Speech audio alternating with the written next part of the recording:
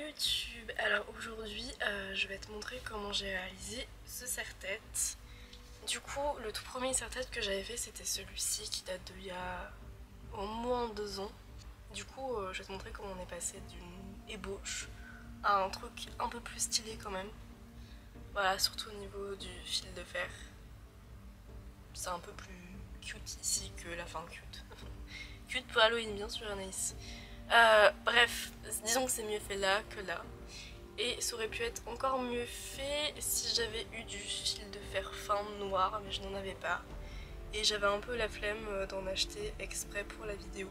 Bref, du coup, cette vidéo, c'est si t'as envie de te faire chier à faire ton propre serre-tête, puisque sinon, bah, t'en as dans le commerce à peine entre 5 et 10 euros. Mais moi, comme j'aime bien me faire chier dans la vie et que j'aime bien créer des choses, donc voilà, je crée mes propres serre-têtes. Donc, je te laisse tout de suite avec le tuto. Donc au niveau du matériel, vous allez avoir besoin de fil de fer, donc la plupart vient soit d'Action, soit de Noz. Ensuite, vous allez avoir besoin de pâte qui sèche à l'air libre. Donc celle-ci, elle vient de chez Action, rayon laser créatif pour les enfants. Et aujourd'hui, moi je vais utiliser celle-ci. Alors par contre, j'ai aucune idée d'où est-ce qu'on l'avait acheté parce qu'à la base c'était à ma soeur. Ensuite, forcément pour travailler le fil de fer, vous allez avoir besoin de pinces, un peu de colle au cas où. Et ensuite, bien évidemment, pour décorer de la peinture acrylique. Et pour que le tout tienne, vous aurez besoin de vernis. Voilà, donc soit effet gloss, soit effet mat. Ça, j'avais trouvé ça à Action. La première étape, c'est qu'on va venir prendre notre fil de fer, puisque là, du coup, on part de zéro. On va voir à peu près où est-ce qu'on veut placer le serre-tête. Gardez toujours un petit bout en plus, parce que là, on va venir replier le bout pour éviter de se faire mal. Et on va faire à plusieurs tours. En fait, parce que vous voyez, genre il est très flexible celui-là. Après du coup, on fait une petite boucle. Je reviens me placer comme ceci. Et après, hop, voilà, et on va couper l'excédent.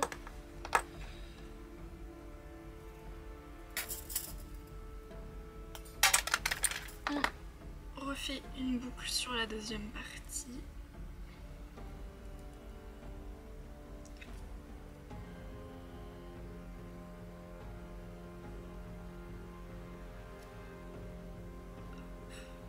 Voilà. Et là du coup on vient bien reformer le serre-tête. Pour solidifier tout ça, on va reprendre notre fil de fer et en fait on va l'enrouler autour du premier. On le passe dans la première boucle qu'on a fait et après tout simplement on passe autour comme ça jusqu'à la fin.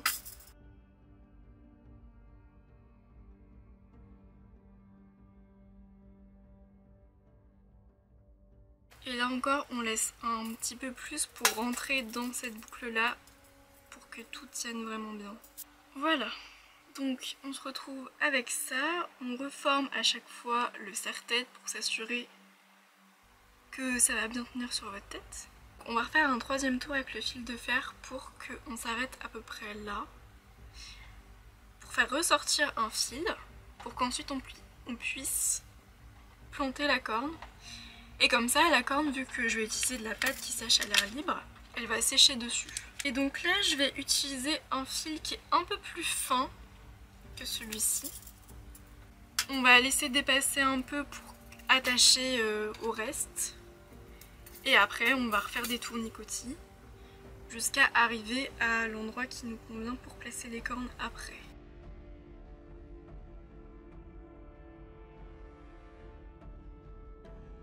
On replace le serre-tête et on imagine d'à peu près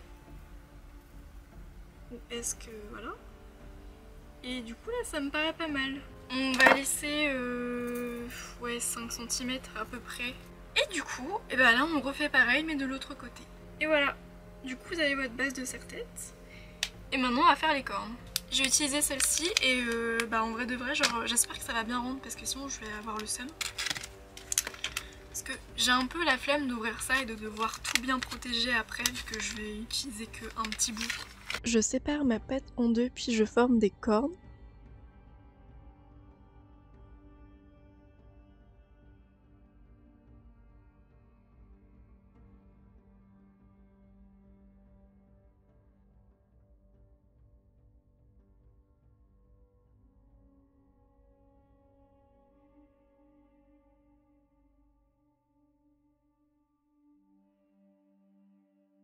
Je prends un peu d'eau et des outils pour m'aider à lisser les fissures.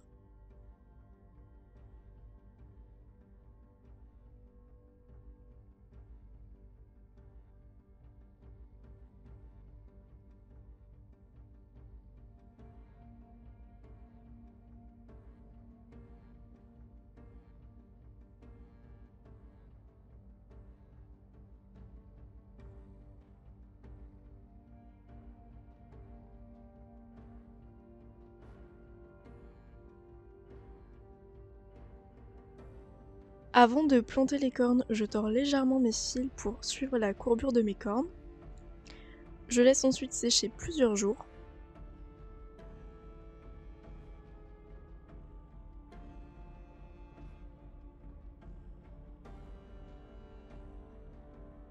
Donc aujourd'hui on est le 11 octobre, donc ça fait au moins 2 semaines que j'ai fait les cornes. En vrai en 2-3 jours c'était sec, mais j'ai pas eu le temps de continuer, voilà, parce que j'avais plein de trucs à faire. Et du coup, bah en fait ça a craquelé de ouf. Et ça c'était pas prévu que ça craquelle comme ça, mais bref, on va trouver une solution pour rendre tout ça joli. Je commence par peindre mes gouttes de sang en blanc pour que le rouge ressorte bien.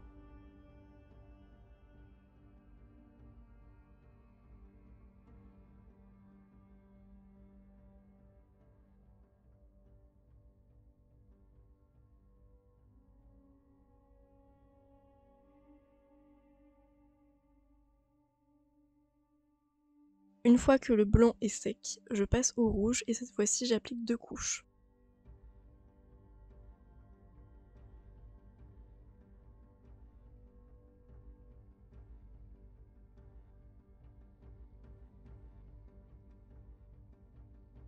Je passe ensuite au noir pour intensifier la base et redéfinir les gouttes de sang.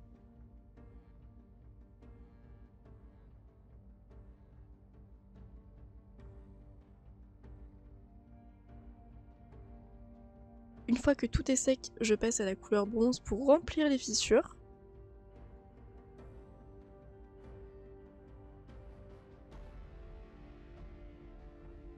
En attendant que la peinture soit sèche, j'ai enroulé du fil de fer autour de ma base du serre-tête, donc du fil très fin. Je passe au vernis pour protéger la peinture, donc je commence par mettre du mat partout. Une fois que le mat est sec, je passe au brillant que j'applique uniquement sur le sang et je laisse sécher. Et voilà, ce tuto est maintenant terminé, j'espère qu'il t'a plu. Du coup, comme t'as pu voir, c'est quand même assez simple de faire un serre-tête. Voilà, faut juste avoir pas mal de fil de fer. Si tu as envie de voir d'autres tutos, n'hésite pas à t'abonner à ma chaîne, à liker et à commenter cette vidéo et à me rejoindre sur mes réseaux sociaux. Et puis bah moi je te dis à bientôt pour une prochaine vidéo. Bye!